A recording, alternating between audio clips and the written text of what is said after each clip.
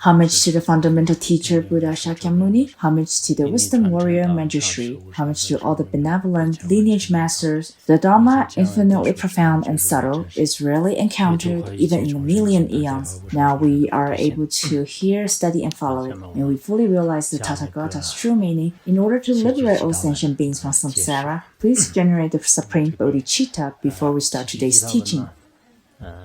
Let's continue with the study on the seven-line prayer.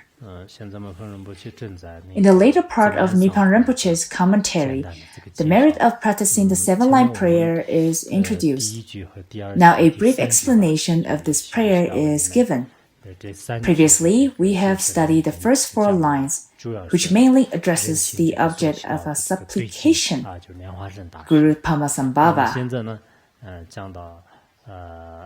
Now we will look into the fifth, the sixth, and the seventh lines, as well as the concluding mantra.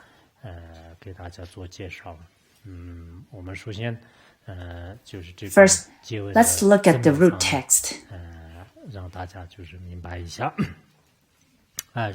This Supreme Buddhadharma, greatest of the great, this refers to Padmasambhava, is attended by the extraordinary disciples of the secret mantra for a ring of many dakas and dakinis, infinitely numerous like the seeds in an open pot of sesame, encircles him. This is also how we visualize the practice of taking refuge. In order to benefit different sentient beings, the unsurpassable Padmasambhava manifests to be encircled by dakas, dakinis, and dharma protectors, as well as other supreme and ordinary retinues. Together, they surround Padmasambhava, and when we practice taking refuge, the visualized field of refuge has the lineage masters successively sitting above Padmasambhava. The jewel of Dharma is at the rear, and the assembly of Bodhisattvas and Arhats on the right and left of him respectively. They are surrounded by multifolds of Dharma protectors, dakas and dakinis, and so forth. These make up his retinue, which explains the line, a ring of many dakinis encircles you. The interpretation follows, for a ring of many dakas and dakinis, infinitely numerous, like the seeds in an open pot of sesame, encircles him. In truth, he is surrounded by an unbounded ocean of the deities of the three roots and protectors. Furthermore, if we can visualize more extensively, the visualized field of refuge should be boundless to the extent that all these sublime beings in the vast space is included, and all the Buddhas, Bodhisattvas, and noble beings are the illusory displays of Padmasambhava. All the holy beings, numerous in numbers, are encompassed in the field of refuge in your visualization. In the ultimate sense, or in terms of their ultimate nature, Padmasambhava and his retinues are inseparable by nature. But since this entourage is but the illusory display of Guru Rinpoche's own wisdom, which benefits beings according to their need, from the perspective of the essence of clear light, or teachings of the great perfection, all the unbounded ocean of bodhisattvas, dakas, dakinis, dharma protectors, etc., that encircle Guru Padmasambhava are inseparable from him. They are but his illusory display. It's just like the sun and its infinite rays of light are inseparable from each other. They are indivisible. He and his retinue are not distinct in nature and are the common object of a supplication. So when you visualize the refuge field, it can be incredibly spacious. That the main deity, his retinue, and all the boundless noble beings are included. But essentially, the retinue is non-dual from Padmasambhava. Many Dharma friends often worry that well, if I visualize Padmasambhava, would other Buddhas be displeased? Would Avalokiteshvara, whom I often contemplate on, be upset? That would never be the case. As I mentioned a while ago, in the expanse of Dharmakaya, all Buddhas are of one nature. We can just visualize one Buddha with the realization that this Buddha and all other innumerable Tathagatas are oneness. When we practice Guru Yoga, we should keep this in mind, that all other Gurus, Buddhas and Bodhisattvas are not different from this very Guru in essence. This is very important. Last year when I was teaching Guru Yoga, some people were worried that, well, I have several spiritual masters and I'm very grateful for all of them. I've considered a long time as of whom to be the primary subject for my Guru Yoga. If I visualize only one of them, then the others may not be pleased. I feel really bad, and I can't sleep at night. What should I do? Is there a way to visualize all my spiritual teachers altogether without differentiation? Can I visualize that my head with a wood plank on top, with all my gurus sitting on it in a row? I said this is not necessary. Buddhas and Bodhisattvas never taught us any practice of Guru Yoga by visualizing gurus sitting on a wood plank. It's very good that you have devotion toward all your spiritual teachers, but when you practice, you can visualize only one Guru who is the embodiment of all spiritual masters. The visualization of Padmasambhava is no exception. When you meditate on him, consider him as being one in the same essence with all noble beings. Dzogchen Rinpoche had a practice of Padmasambhava in which one visualizes Padmasambhava in the same essence with one's guru. I've practiced this sadhana. Basically, it says that all Buddhas and all spiritual masters are no different from Padmasambhava. By practicing such conviction, one can gain true blessing. Many urban residents or beginner Buddhists are troubled by lots of conflicts. They are interested in doing practices of all the noble deities. They think this Buddha is sublime, that Yidam is supreme, and the Guru is so compassionate. They don't want to offend any one of them and try to bond with all. And in their practices, they assume these holy beings are different entities. Well, in Buddhist logic, it is taught that the nature of fire, water, wind, and rock are different and independent. Thus, one would assume that noble beings cannot merge into oneness, like fire and water. Yet, this is only the habitual conception of ordinary beings. Therefore, when we practice, we should know that the mind of all spiritual teachers and Buddhas are oneness, in the same essence of luminosity, the union of appearance and emptiness. This luminosity, on the relative level, may take the form of Manjushri, Padmasambhava, and other. But in essence, all forms are not different from one another. Or you can do the practice of Avalokiteshvara during the day and Padmasambhava at night. That's fine too. When Guru Rinpoche went to the land of Rakshasas, he left teaching to his disciples.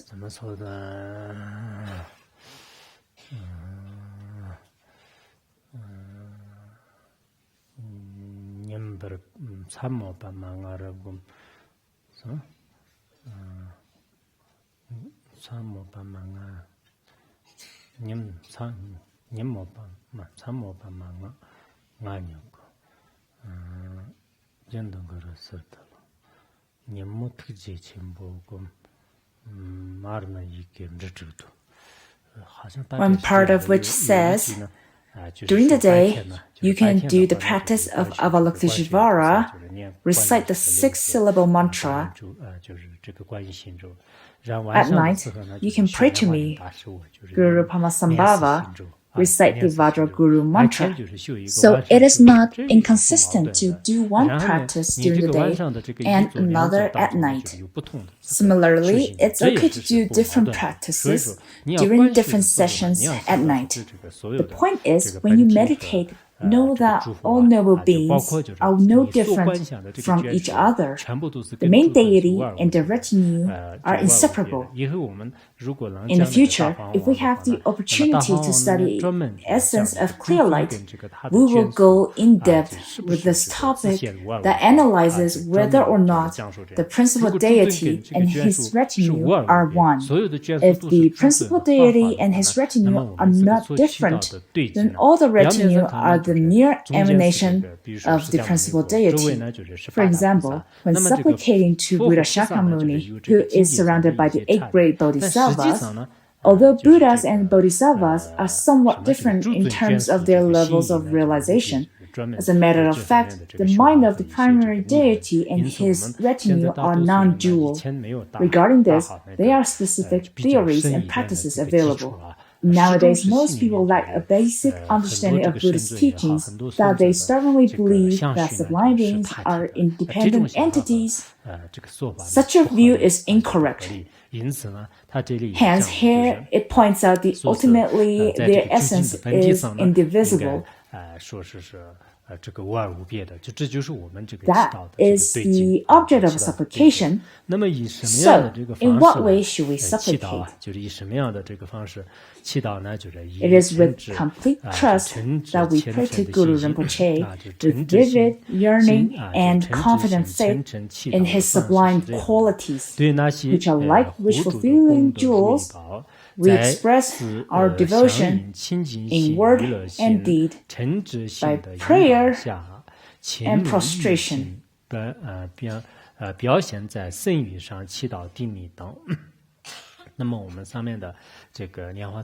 Padmasambhava and his retinue are no different from the wish-fulfilling jewel. Those who have vivid faith and eager faith, or the irreversible confident faith, will receive the accomplishment and blessing in accordance with their level of faith. Therefore, while we make this supplication, we must pray sincerely from the bottom of our heart.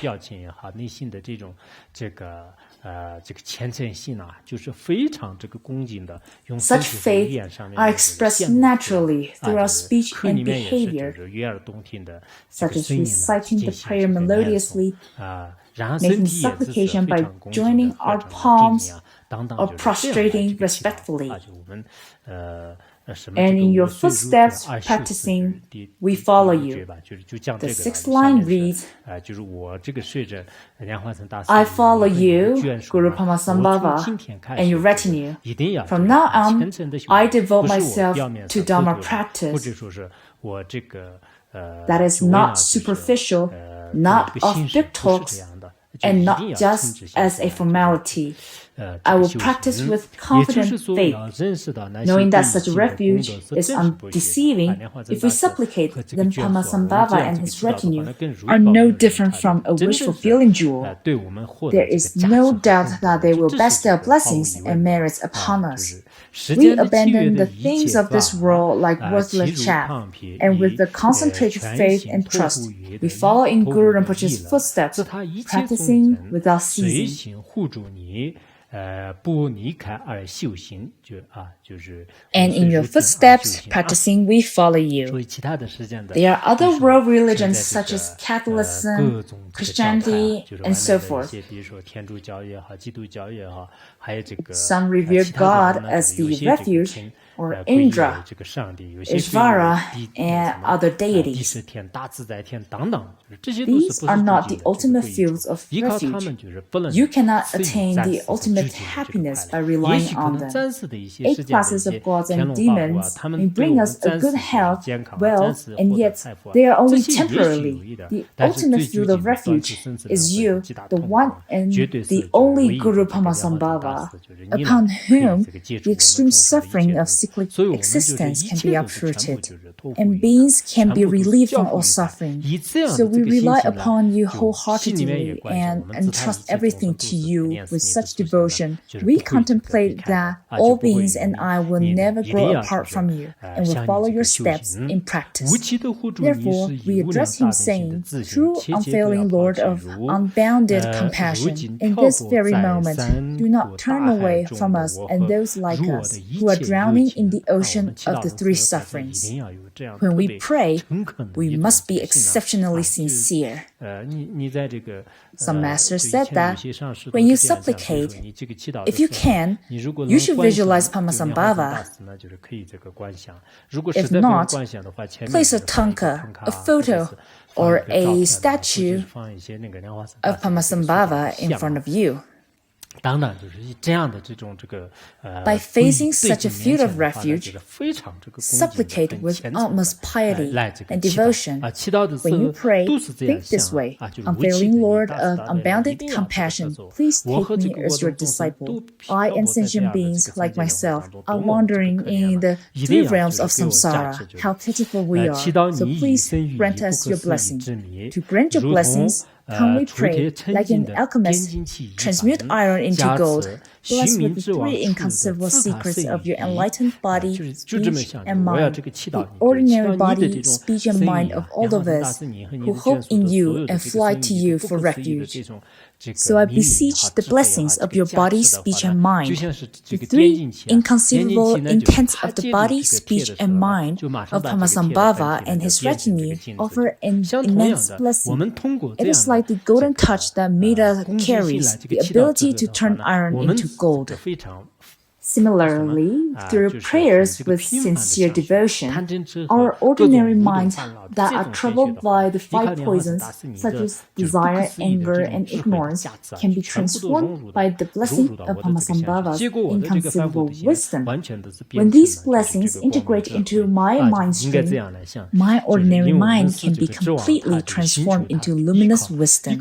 You should think this way, because we are the unfortunate sentient beings who count on him, who look for him, who rely on him. We pray so that our body, speech, and mind can receive all blessings of Padmasambhava. And from the copper-colored mountain, or from whichever natural Nirmanakaya Buddha field where you are residing, come in the great skillfulness of your compassion and be with us. To grant your blessings, come, we pray.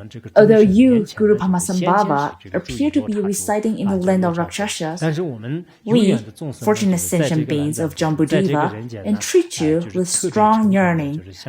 Like an only child calling for his mother, we supplicate you with reverence. With your incredible compassion and your past aspiration, like the sun or the moon in the sky projecting its light onto a clear pond,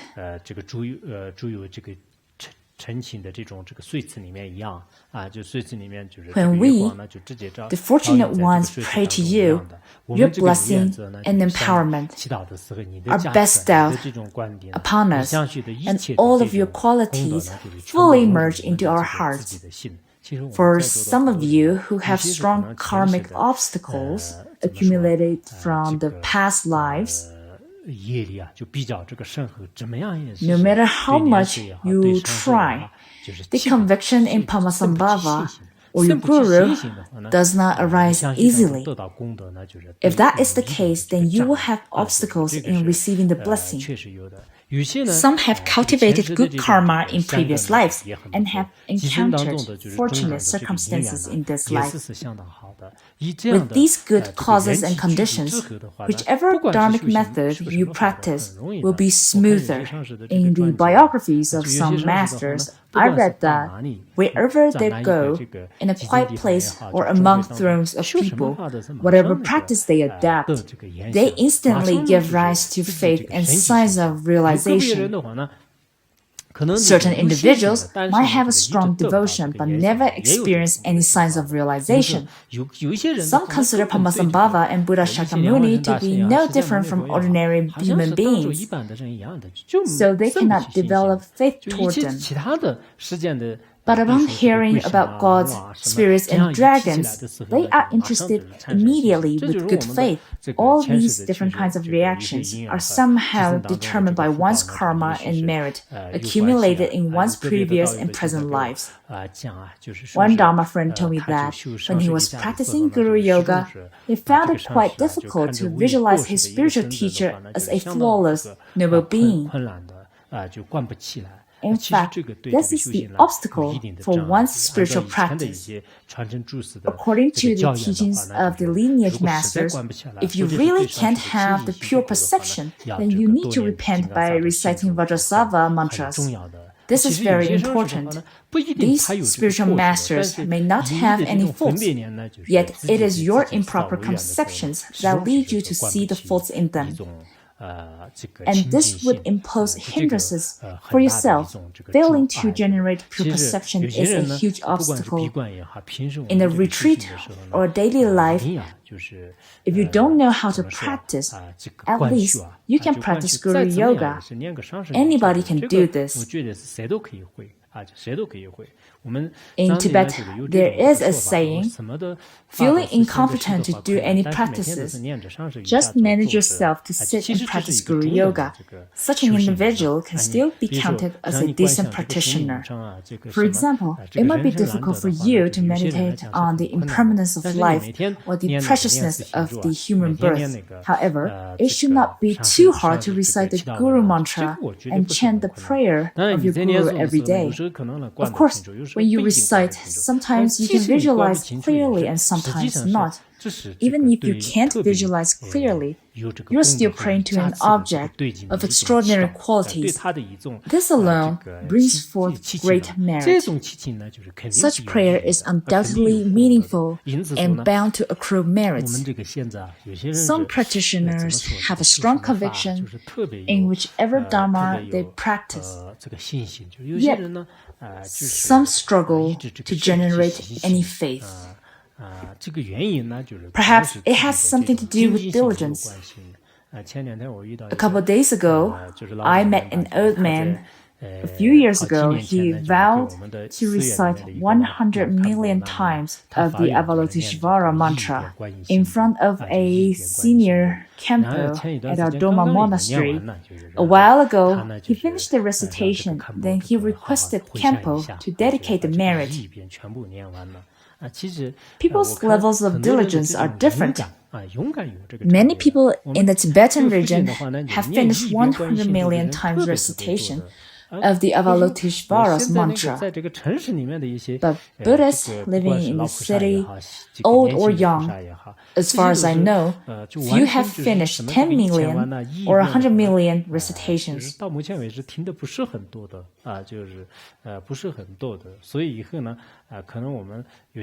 If you think it's too hard to follow a systematic way of study and practice, for some practitioners, I think you can just recite the mantra.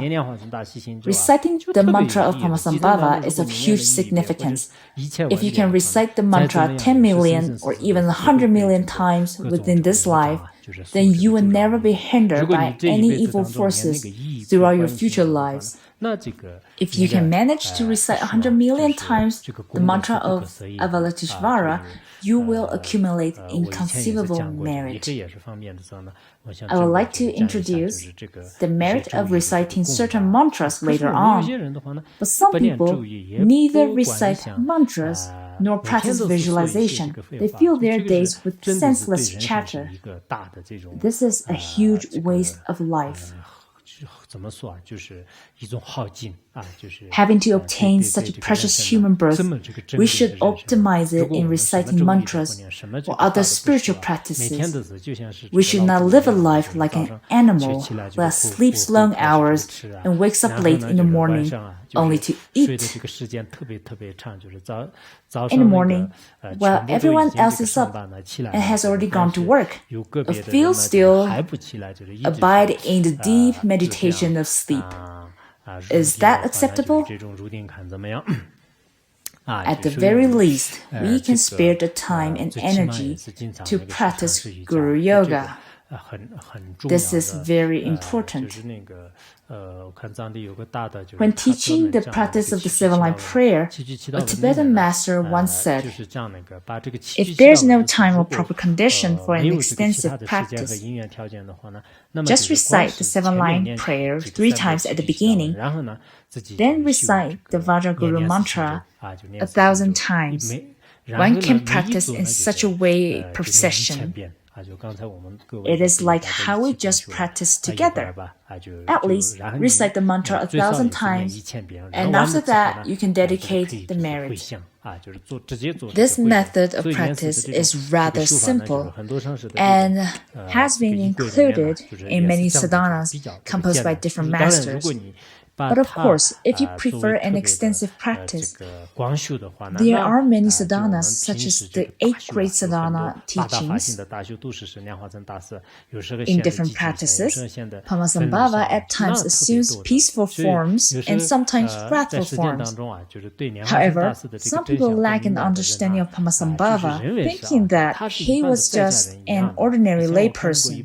I once read in a book that presents Padmasambhava as nothing more than a layman, and under his influence, all abbots in Tibetan monasteries had wives. Although the author has made certain contributions to Buddhism and is regarded as a prestigious scholar in the academic field of Buddhism, but his deduction with the conclusion that all Tibetan abbots had wives is not valid, as his reasoning is not persuasive. From the perspective of Buddhist logic, it is called non-certainty and non-persuasiveness. In the Tibetan region, there are many sanghas with monastics who live a pure ascetic life. The prefecture of Garza has about 18 counties, and according to the government statistics, there are approximately 50,000 monks and nuns in just 18 small counties. This number of practitioners with the pure observance of practice is impressive. Not to mention the figure of pure monastics in the whole Tibetan region. It is common to see a few hundred or thousands of pure ordained practitioners in one monastery. It makes no sense to arbitrarily judge Tibetan Buddhism without a thorough understanding of research. This can mislead other people. Some people judge Padmasambhava to be an ordinary human being. This is not reasonable. It is because of the wondrous fact that Guru Padmasambhava has subdued all kinds of local spirits and savage non-humans in the Tibetan region, and thus laid a good, solid ground for Buddhism to be prosperous. In this land, even until this day, such activity is beyond the capability of any ordinary human beings. Also, as far as I know, the existence of dharmas, also known as the spiritual treasures hidden by Padmasambhava, are already far more copious than the Chinese collection of Tripitaka, such as the Qianlong Tripitaka. Each of the many kirtans has multiple volumes. In each volume, there are a variety of sadhanas related to Padmasambhava. If you know these facts, then you will realize, oh, my old opinion on Padmasambhava actually shows my ignorance. So without knowing the facts, by just listening to rumors, you will jump to a conclusion based on your speculation that you are very likely to regret later. So I hope that Dharma friends of Han Buddhist traditions can get to know Tibetan Buddhism and how Tibetan practitioners value the Pratimoksha discipline. We should find out how various Buddhist institutes in the Tibetan region teach precepts as a course for beginners. Like I said yesterday, just as the Han Buddhists learn precepts according to the Vinaya of the 4 categories, years, you could observe what and how Tibetan monastics learn in their class on ethical disciplines. In the Tibetan region, only a few tantric practitioners with extraordinary realization can accept a consort, but generally speaking, you definitely can't find this kind of practice in Tibetan monasteries where strict monastic discipline is required. Such a practice can be found in the biographies of great siddhas, but behind such an act, there is a profound meaning beyond the comprehension of our ordinary mind. Therefore, we must understand the truth of Buddhism. While we do so, we should pray to Guru Padmasambhava. His incredible force and blessing can bring the light of wisdom that dispels the darkness into the minds of sentient beings of this age of degeneration.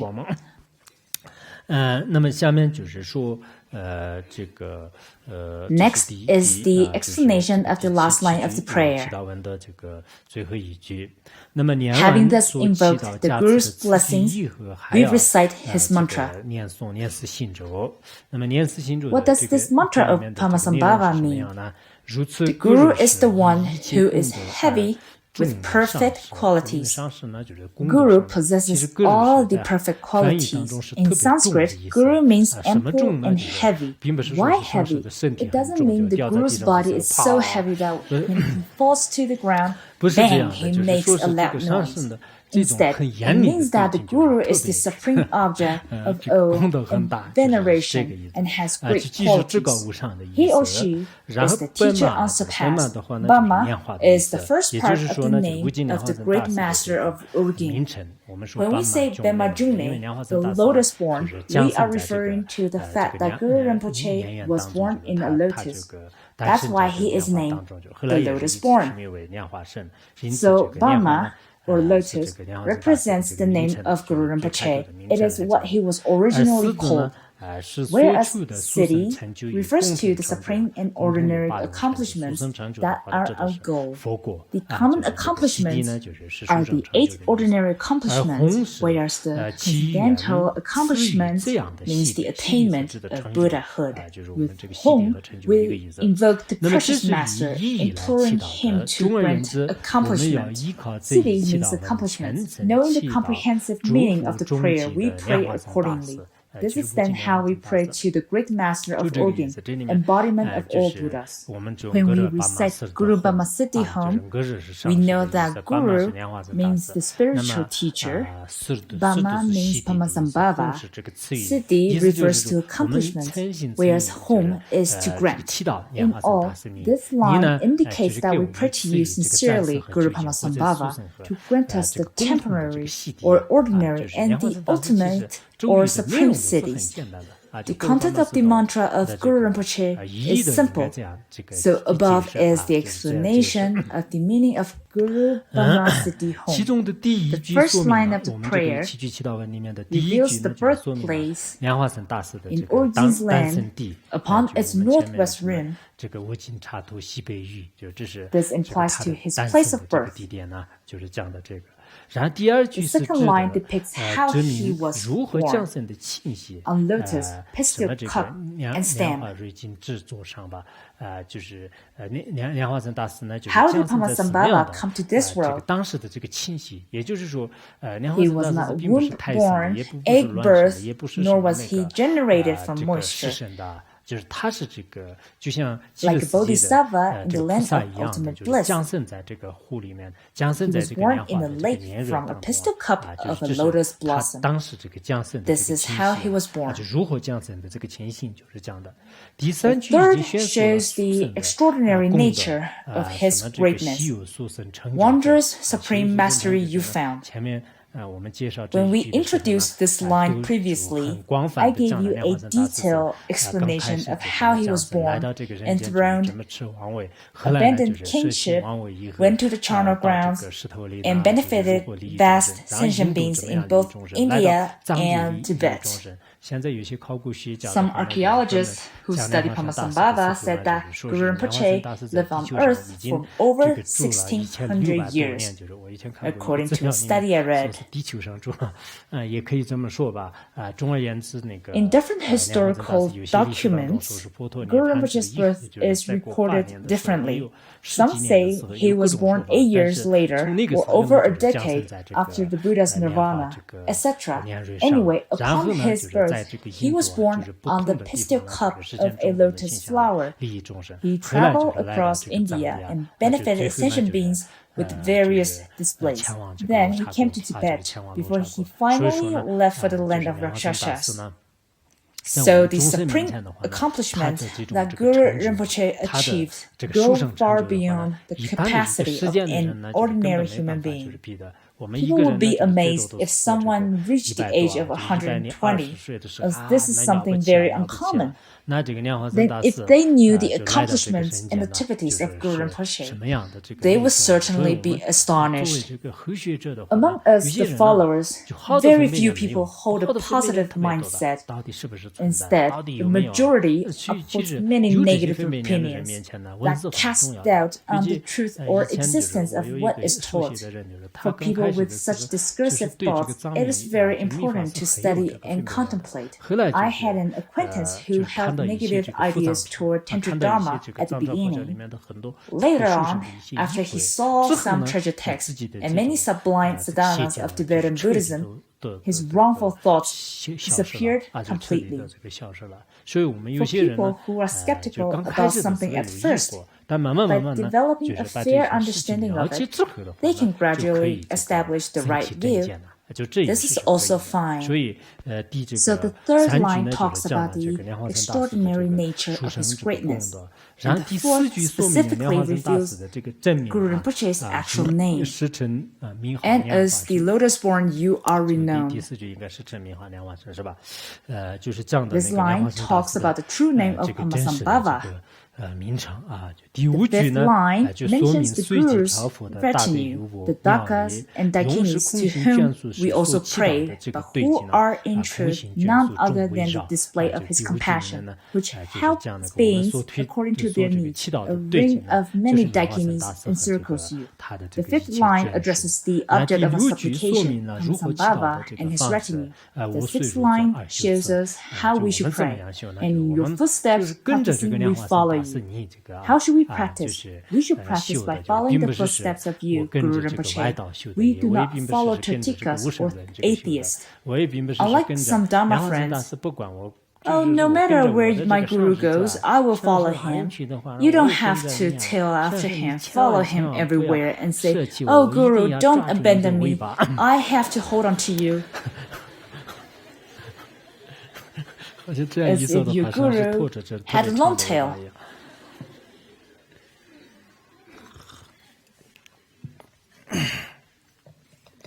By following Guru Rinpoche, it means that we should apply his perfect words into practice. The sixth line shows us how to pray. Now about the seventh line and the mantra. To grant your blessings, come we pray. Guru Padmasambhava home. Having beheld the Guru's qualities, we turn our hearts to him and pray with irreversible faith, expressing our devotion, both physically and verbally, yearning to become finally inseparable from him. The seventh line, together with the mantra, shows that I have found the practice of you, Guru Rinpoche. I yearn to become indivisible from you. Thus we express our devotion both physically and verbally. By such an invocation, our mind is blessed and we will attain accomplishment. If we have devotion and if we pray to Guru Rinpoche, who abides in an undying body of wisdom in the natural Nirmanakaya Buddha field, the blessings of his compassion will immediately and certainly enter us. The key here is whether you have such conviction or not. Sure enough, people have different karma. For instance, I am giving teachings to all of you on the practice of Guru Rinpoche. Yet everyone has different merits and devotion, that one receives different levels of blessing. This is not the same as distributing materials. For example, if we are handing out money today with 100 RMB per person, well, I don't mean that I am giving you the money. Say we hand out the money, and everyone receives 100 RMB equally. But when it comes to Dharma practice, it is completely different.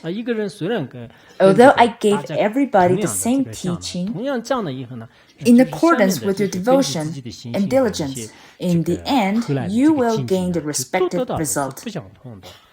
As I mentioned before, His Holiness Jigme Phuntsok Rinpoche went to Changma Buddhist Institute and followed Tibetan Chopo for only 6 years, whereas some people follow their gurus for a much longer period, as long as 12 years and so forth.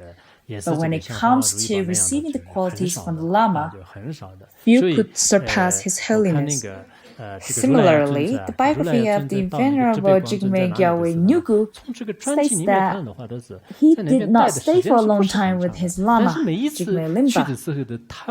But whenever he visited his Lama, he was full of joy and devotion. He revered his Lama as the true Buddha, so his devotion was beyond expression. Then all the qualities in his Lama's wisdom mind arose within him, just like the content of one container being poured into another. Therefore, though we study under the same teacher, our obtainment varies. Just like in schools, even some keen students could fail. They fail to utilize what they've learned in the final exam. Oddly, some students who aren't as bright still succeed. In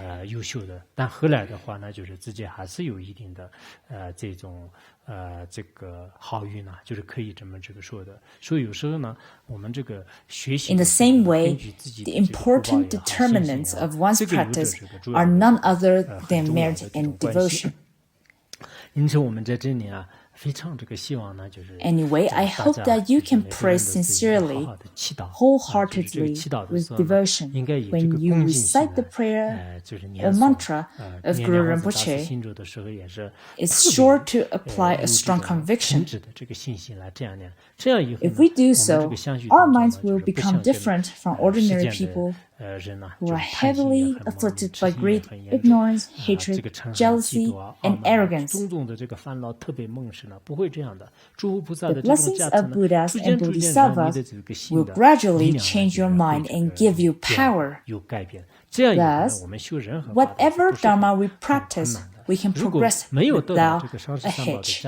Otherwise, without the blessings of the Lama and the three jewels, with only the improper conceptions of ordinary beings, I think it will be quite a challenge to succeed in any Dharma practice. So we must practice with devotion as of how to pray with conviction. In the 7-line heart essence, a dharma revealed by Guru Choki Wangchuk, Guru Rinpoche himself describes the way in which we should confidently pray to him. I bow in homage to the Yidam deity. If you, my noble child, the happy offering of a future age, would take me, Lord of Orgyen, as your refuge. Stay in solitude and let your heart be filled.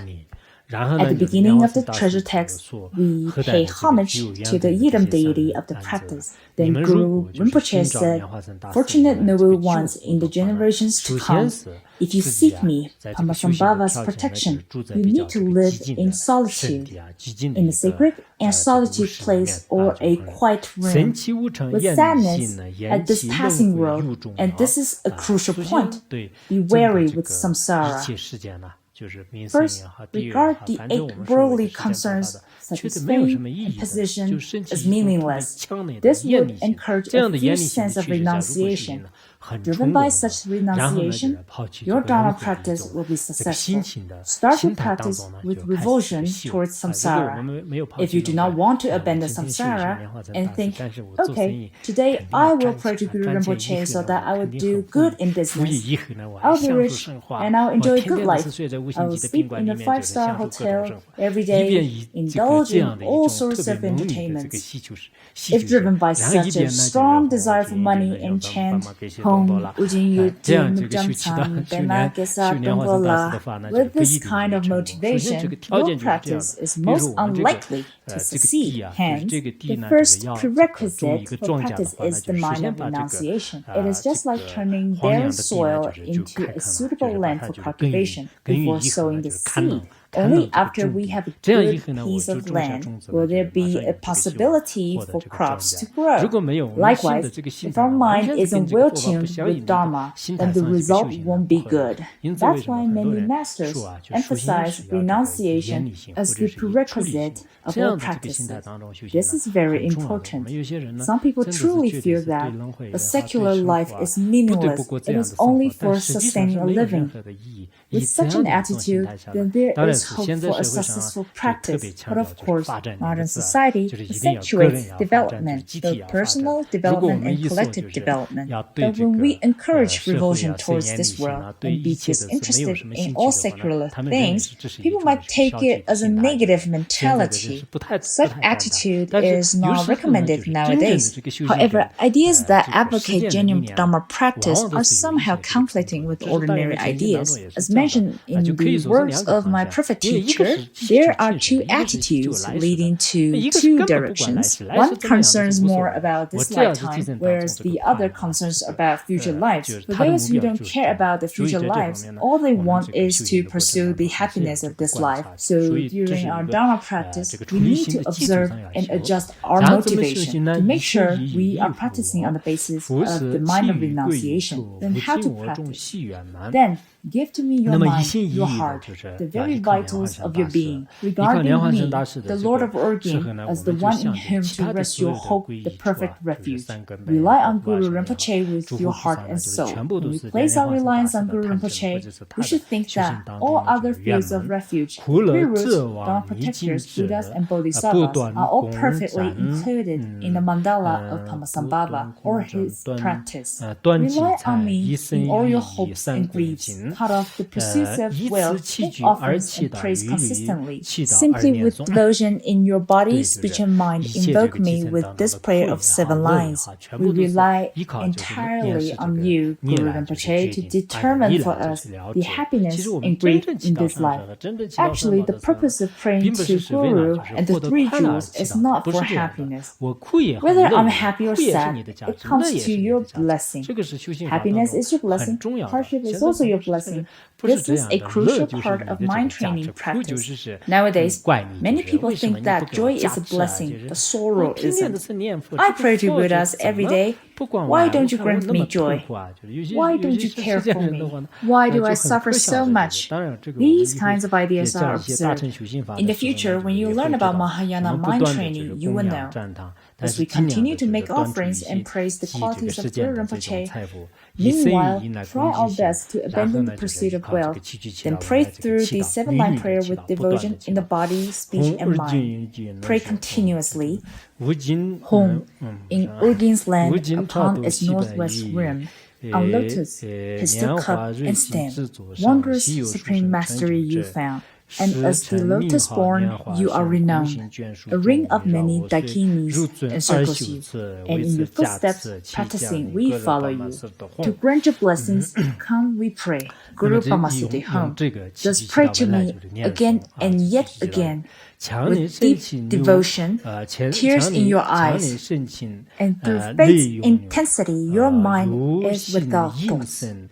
With ha, exhale, and settle in a state of limpid clarity.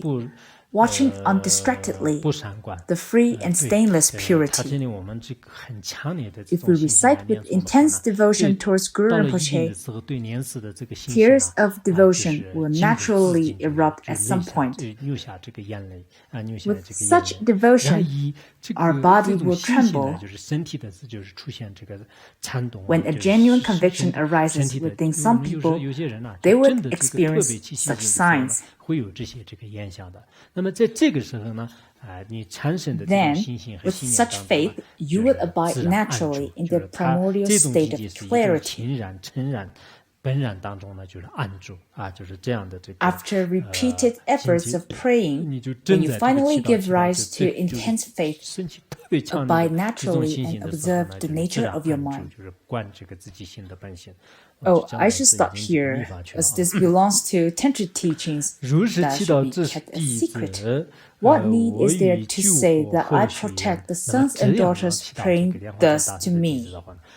Those who pray sincerely will definitely be safeguarded and blessed by Guru Rinpoche. They become the offspring of the Buddhas of the Triple Time, empowerment of awareness gained within their minds.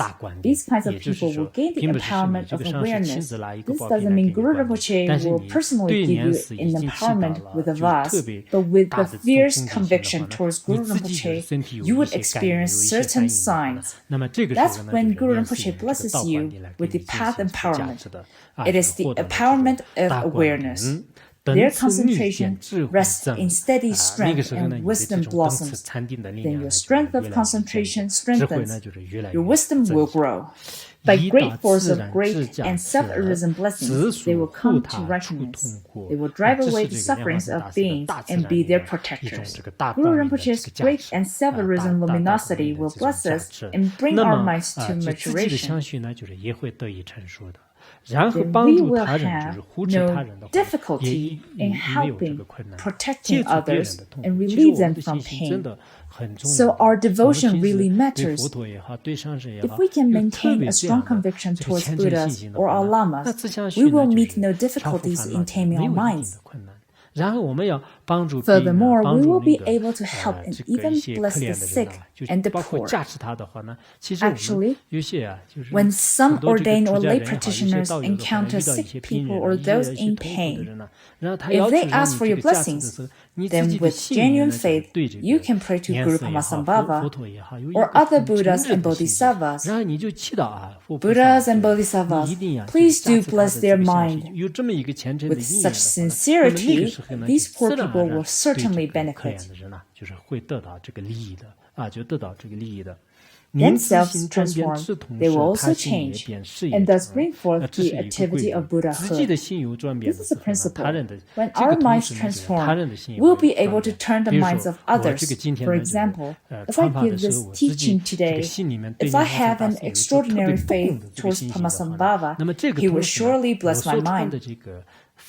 Then the audience will also benefit from my teaching. When I tell a Buddha story, if I'm not moved or feel nothing in my mind,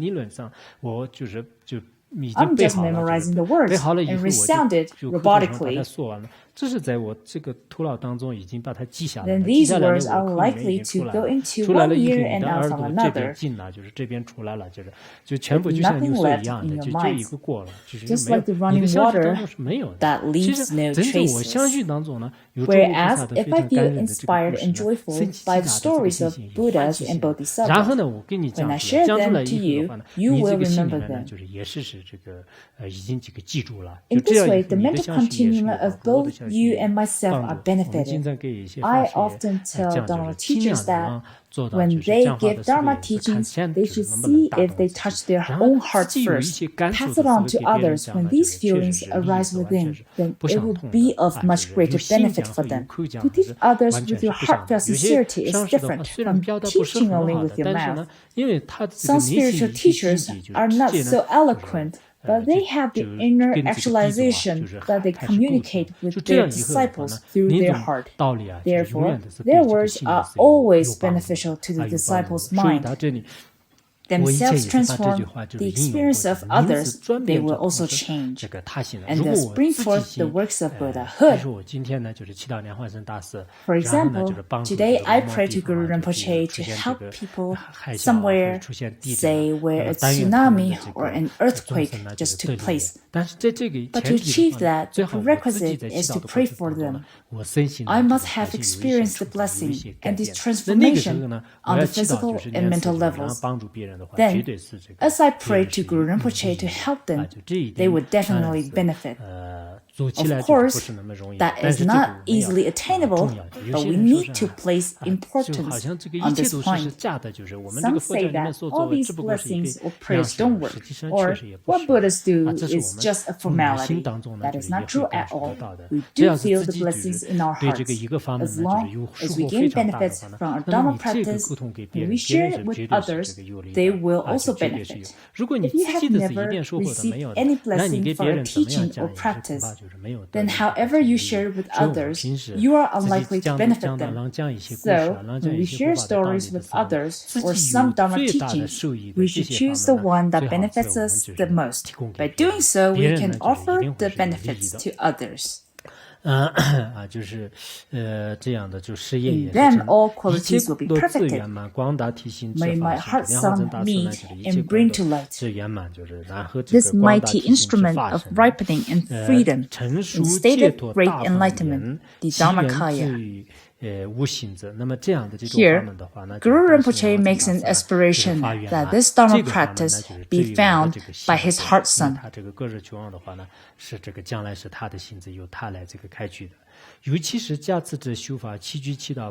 The seven-line prayer, a practice endowed with extraordinary blessings, is extremely profound. May this secret instruction, the treasure of my heart, be found by Chokyi Wonchuk, compassionate and wise. This was prophesied by Guru Rinpoche, in which he said, may the compassionate Chokyi Wonchuk encounter this practice, suggesting that he will reveal this practice. Later, the great Teton Chokyi Wonchuk did reveal this dharma and propagate it widely. Okay, we will stop here, and next I will give you a transmission of Guru Yoga.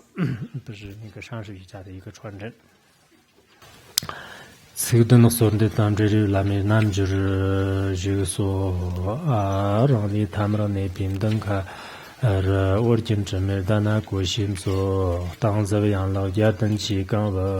Tendzin Norbu Darjir Tang Jani Kandi Orgyen Dorjen Chang Chang Hui Huaran Baram Surjir Yam Dang Chaye Dorje Yombe Tobam Nam Dardang Ranchen Ripi Yanjinzi Gorni Lona Dechino Zirjin Bar Korto Saksam Jamso Chen Tarakta Shenlo Tiji Charbe Dala Zir Jerkan Won Chime Yishirka Donshik Chopeta Shagatadan Tsar Didang Longsho Tiason Givi So Gamzam Chope Chenda Munember Tomen Nepsa Tung Mali Sha Chichi Jara Kanji Yondan Jida Chavdak Chipim Gombur Namtrala Nyane Yaran Tape Son Devishan Zarji Chuchi Cherjin Beprokar Ranjana Givi Ngobo Kandan Jokan Jamso Chacho Neki Varam Gombo Chuchi Namtar Jivnyade Kajivan Roan Jimbi Tondo Ngor Jiaone Gandhi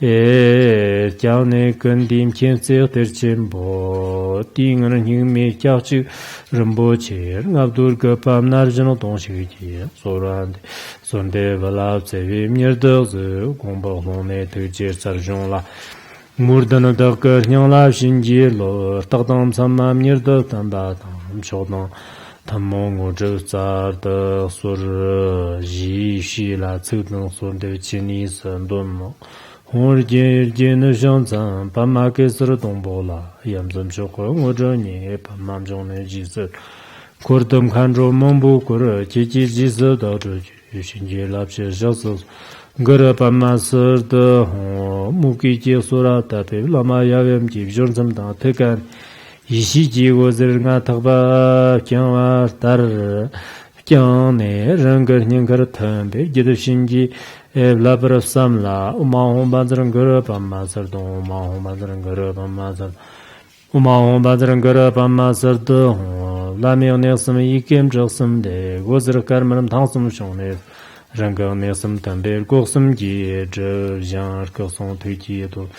Je Kiram Tarna Laman Kurchi Gotoje, Karmar Tule, Hongam Sambar, Rangar Ninkar Tambe, Lami to Ransom Yermedal Harki Chur Karone, Ji Jib Jopa, Jib Jola, Yene Jubjir Tonglang Lendepa, Rangar Sem Yeno, Domi Churka Chimbu, Ranjara Tajan, Larian.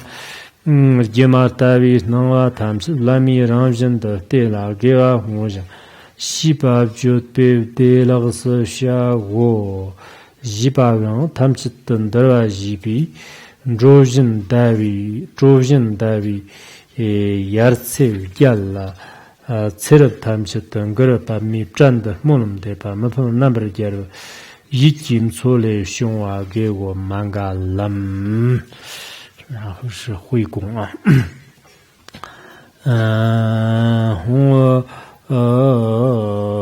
阿赖乔扬当你们干巴拉儿，我们来上真多用做事情，红个的起你一些热点，是以咋什么他做节把干啊，我们阿红的心机了，做上见着人却办不完呢。